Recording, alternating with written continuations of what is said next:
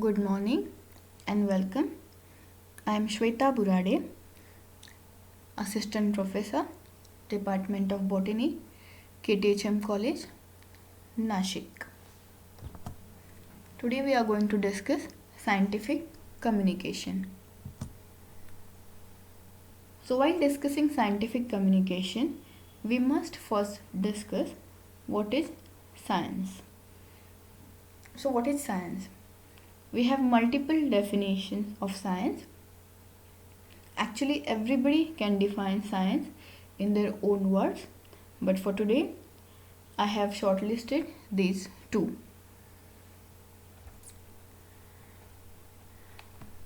The intellectual and practical activity, which includes the systematic study of the structure and behavior of physical and natural world through observation and experiment. So we observe and experiment the natural and physical world through systematic study. Next definition is science is the systematic knowledge of physical and material world gained through observation and experimentation. So observation and experimentation are keywords of science. Next we are going to see what is communication. So it comes from Latin word communis, which means to share or to make common. It is the act of transmitting information for the purpose of creating better understanding. Also, it is process of putting out information and getting feedback. So getting feedback is the most important thing of communication. Communication involves verbal, non-verbal and electronic means. Simply we can say communication is to share or to exchange the information, ideas and feelings also. As we have already discussed in previous lecture, scientific communication is the practice of informing, educating and sharing information, raising awareness of science related topics. It is also a process of distilling technical information about science related topics into understandable message for public consumption. Actually, scientific communication accurately and clearly communicate or exchange new scientific knowledge in research community, also to public or we can say non-science people. So now let's discuss what is scientific method. Now what exactly scientific method? When we can call any method scientific? Only when we follow following steps. First is to define the question. Second is gather information about that particular question, gather sources to formulate the hypothesis. Now what is hypothesis? Hypothesis is possible explanation for something which is not yet been found to be correct or true. Okay. Next is to perform experiment related to that particular question. Next is to collect data out of that experiment. Analyze and document the data of the experiment. Next is to interpret and draw conclusions for new hypothesis. Last is publish result, which is type of scientific communication. So we have this flow chart for better understanding of steps of scientific method. So as we have discussed in previous slide, first is to ask question, then we are going to do background research about that question, then we are going to construct hypothesis, that is possible explanation, then we are going to test that hypothesis with an experiment, then we are going to determine if procedure is working. If yes, then we are going to analyze the data and draw conclusions, and we are going to see if our result align with hypothesis or our result do not align with hypothesis or they partially align with hypothesis. And in both the cases we are going to communicate our results. And if our result do not or partially align with hypothesis, we have new question, and it becomes a new project or a new question. And again, if our procedure is not working, we are going to rectify the procedure and carefully check all the steps. So now let us discuss this scientific method with an example. So as we already know, Catharanthus is having anti-cancer property. So let us take it as an example. Catharanthus, or we can say Vinca. In Marathi we can call it as a Sadafuli, which is of Apocynaceae family. So question would be, if Catharanthus or Vinca is having anti-cancer activity. So if Catharanthus is having anti-cancer activity, yes or no. So what we are going to do is, we are going to do background research. So we are going to study that particular plant. We are going to study other plants of that particular family. We are going to interview the tribal people if they know any information about uses of Catharanthus. Then we are going to construct a hypothesis. In this particular case, our hypothesis would be that Catharanthus must have, or Catharanthus may have, and bioactive compounds or secondary metabolites which are responsible for its anti-cancer activity. So then we are going to test this with an experiment. So we can extract the different molecule or isolate the different biomolecules or secondary metabolites, or we can say bioactive compounds of Catharanthus, and we are going to test that bioactive compounds on anti-cancer on cell lines. We are going to test that bioactive compounds on cell lines, and we are going to determine if they destroy the cancerous cell. So if those bioactive compounds or secondary metabolite destroys the cancer cell, our procedure is working. Yes, our procedure is working.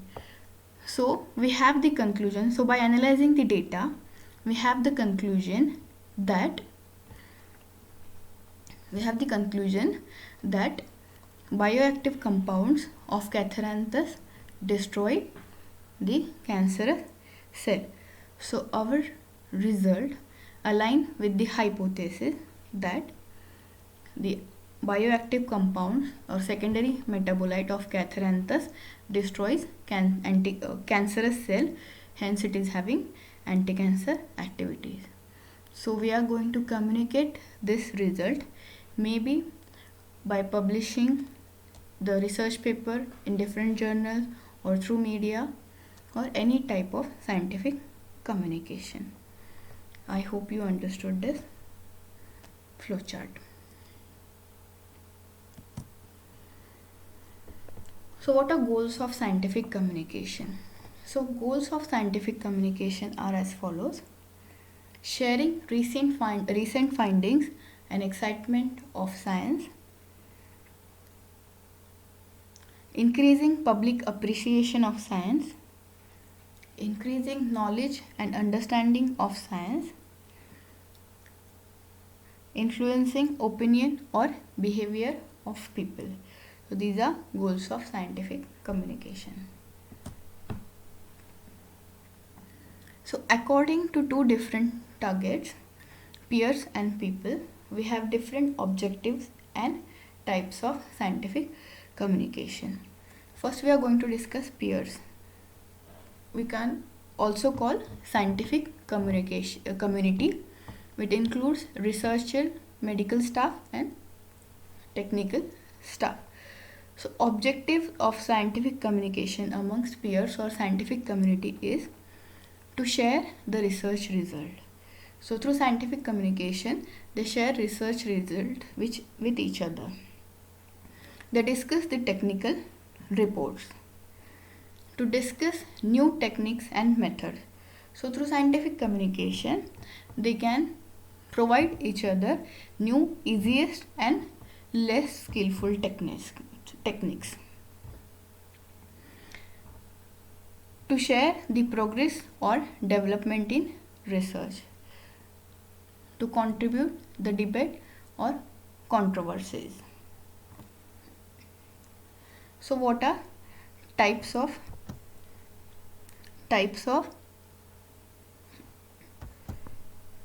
scientific communication for scientific community? First is journal articles. So they can communicate with each other with journal articles. So different technical reports. Next is oral communication, which includes poster presentation in conference and workshops, research projects and social media. Next target is people, which includes patient, families, policymakers, community health workers, media, etc. So every other person which is not related to science. So objectives of scientific communication for people are to improve their lifestyle, to increase their awareness, to change in behavior, to increase the positive attitude toward science. Scientific communication influences daily life decision of people, for example, medical decision, study, etc. So what are types of scientific communication for people? First and very important is oral communication through different talk shows, scientific shows or different scientific channels, for example Discovery. Next is leaflets, poster, newspaper, etc. Next is audio visuals, for example documentaries, short films, workshops, informal meetings. Next is e-health communication, and most important is social media. So what is effective scientific communication? When we call a scientific communication effective, if it informs people about benefits, risk and other costs of their decisions, thereby allowing them to make good choices. So communication is effective if it contains information that audience need.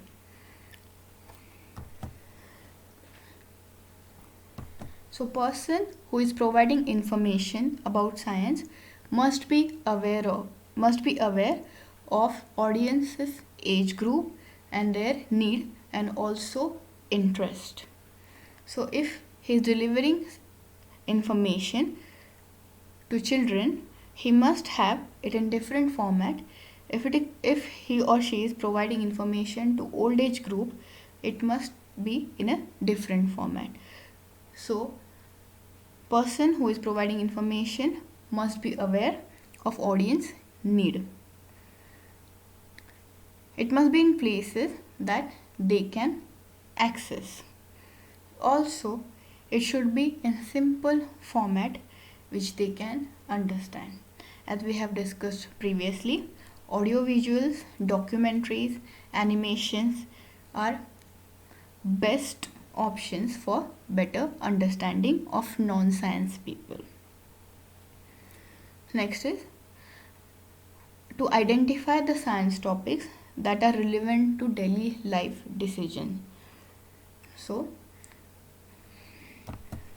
person who is providing information must be aware of what is important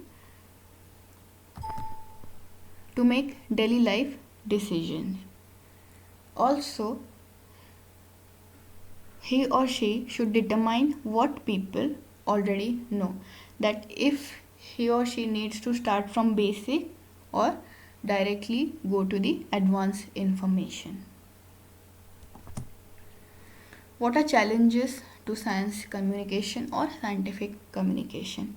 First and very important is multiple audience, which includes scientists, funding organization, NGOs, media, politicians, public. So actually it is very difficult to reach out every person of society and to communicate with every person. So this is problem, or we can say challenge, to scientific communication. Second and most important is, generally scientists or researcher, they depend on journals to publish their result or to communicate. So this thing isolate them from the public. So dependence on journal isolate scientists from public. Last, which is a social problem, is political or religious beliefs. So because of few religious belief, people deny to get scientific information or to follow the scientific information. So if they don't believe science or they do believe religious beliefs more, it is impossible to communicate. So this is the diagram which gives you information about scientific communication at a glance.